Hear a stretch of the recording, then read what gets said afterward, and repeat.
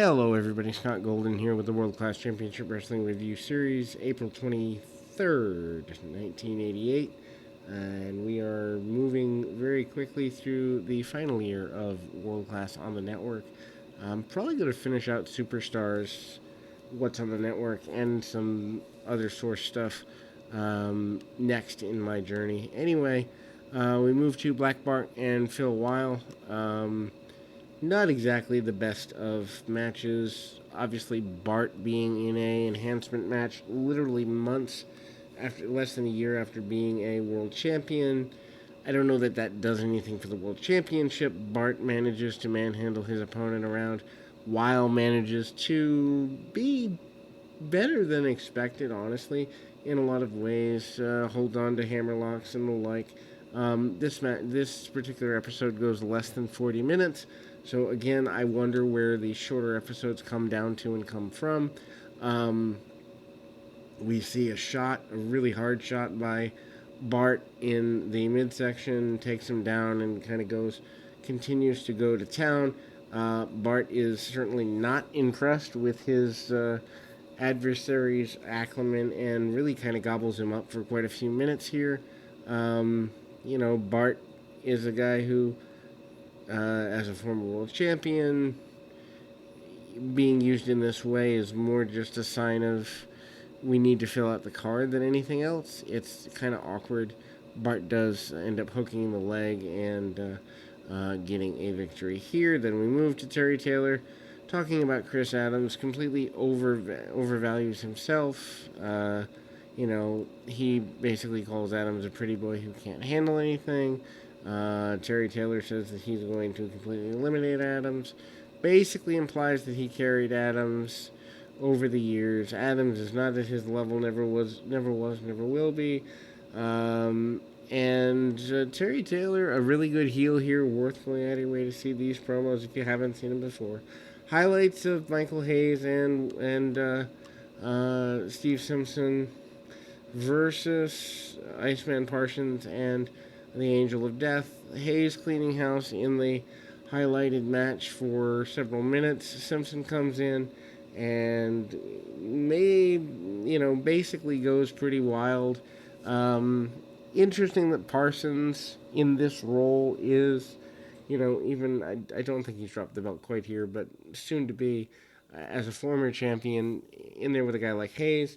Bulldog, I still think Michael Hayes as world champion would have worked at the time period. That's just a gut feeling, and I think it's a shame that it wasn't done.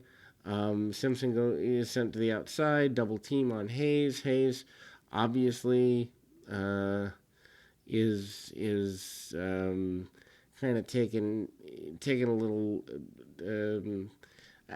almost bullied.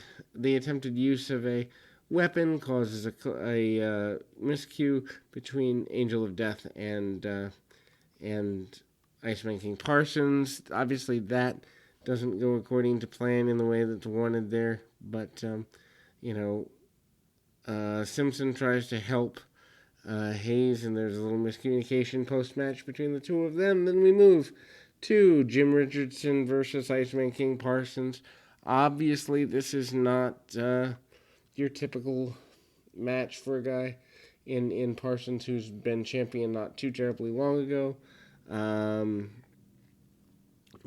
This, again, kind of a waste of time to a degree. Iceman back down and still holding that world championship. Not quite sure why you would put the world champion in there with an enhancement talent. I know NWA used to do it on the Saturday night program.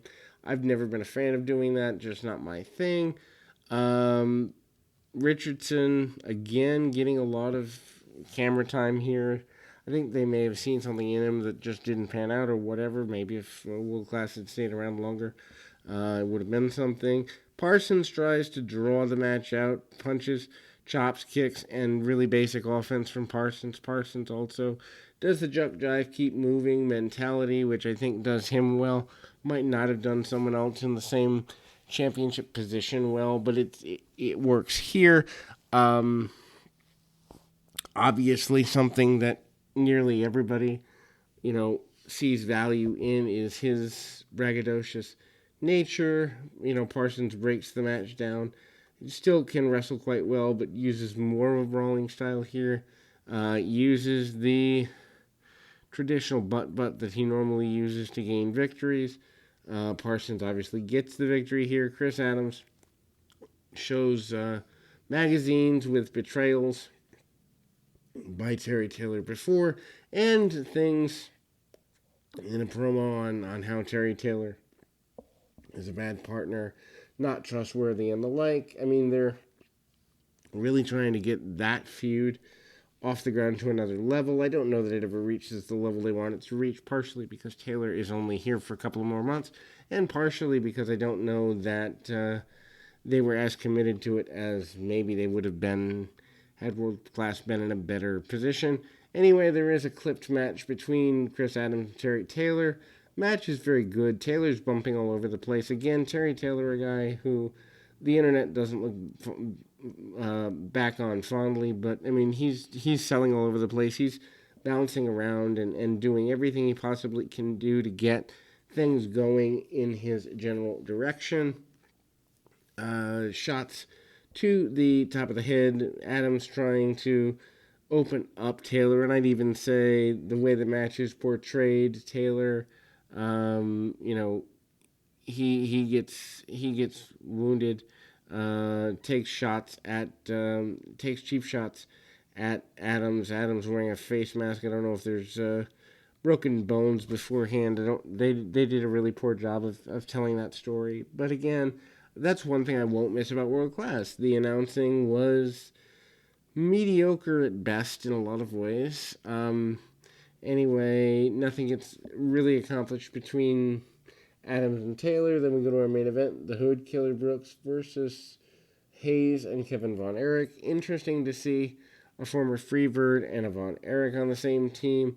They are given, I don't know, about 10 minutes in this particular scenario. Michael Hayes being in the same ring with a Freebird, with a Von Erich and not going nuts is interesting. The Hood and Killer Brooks being in a main event, meh. Again, it speaks to the end of the promotion. Kevin Von Erich does not come out nearly as much as he used to. Hood trying to get into the ring, Brooks trying to draw things out. Brooks obviously has been a manager. He's been a main star. He's been managed by every manager through the territory. He's been a lot of things. But what he hasn't been is, really consistent at this point in his juncture. Tag off by Kevin. They go. Hayes is in control. Heels head to the outside of the ring. Hood, who is wearing a black and red mask, uses basic wrestling for the next couple of minutes. Doesn't really get a lot going his way. But again, this is, Von Erich territory, and it's also a time when I think the Von Erichs have to look strong. This does happen. It's a typical tag team main event. Nothing really to write home about. The last good angle's a couple months away from happening here in World Class. Hayes goes to town on the Hood for a few minutes, tries to get every advantage he can get for his team, goes to town there just because, well, he can. And then we see Brooks taking cheap shots, every cheap shot he can possibly take, with a couple of minutes left. Kevin Von Erich and Michael Hayes do eventually get the victory, and we close that particular episode on that note. So interesting from a historical standpoint to see a Freebird alongside a Von Erich